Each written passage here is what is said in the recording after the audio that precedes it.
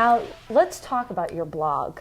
At the beginning of December on MySpace, your blog was #1, and it continues to be in the top rankings. When you started your blog, what was the goal of it, the purpose of it? My initial goal with just my MySpace had my story on it, obviously. But with my blogs, it's just a way to express myself. But the more that I started expressing myself, I noticed, and being real, this is what it is. It's just being real and being transparent. The more people started to come and become members of my blog. And so I got a lot of, kind of a following. And so I posted the video about the showgirls. We did a showgirl outreach, me and my friend Heather Veach from JC's Girls. And this blog caused so much controversy because we were in showgirl get-up costumes.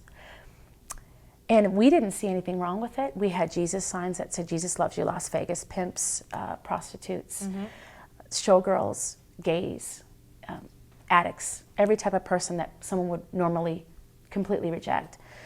And I noticed that a lot of people, believe it or not, when I posted this blog, I thought honestly I wouldn't get any reaction because it was really controversial. Yeah. But totally opposite. I had people posting, mostly positive, but then the naysayers came in and completely tried to rip what we did apart and say it wasn't of God, we didn't preach the full gospel.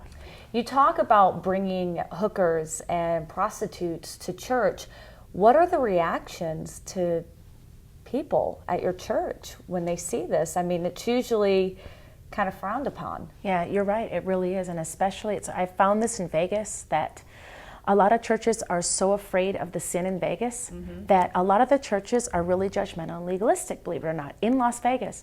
But fortunately, I go to a really awesome church called the Church at South Las Vegas with Pastor Benny Perez. And what I find with this church is, first moment I walked in the door, the reaction that I got from the people was just love and acceptance. And it doesn't matter who I bring and where they're from.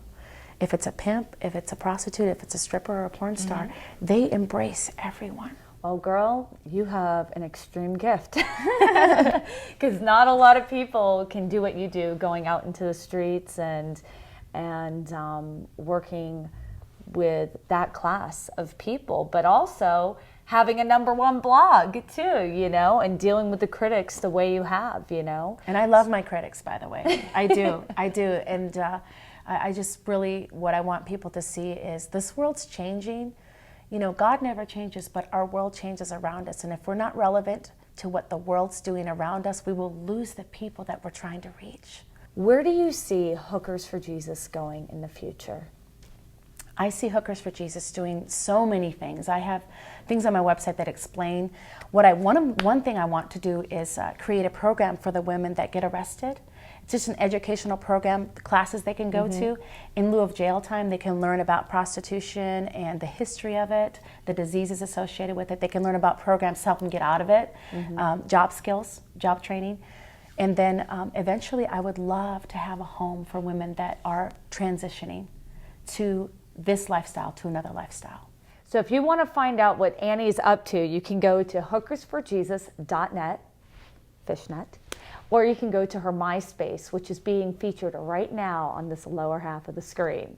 Annie, thank you so much for coming on in. Your story's amazing. What you're doing is amazing, and it's very it's edgy. It's real. Thank you. Thank you. All right. Thank you, guys. Until next time, I'm Julie Mack.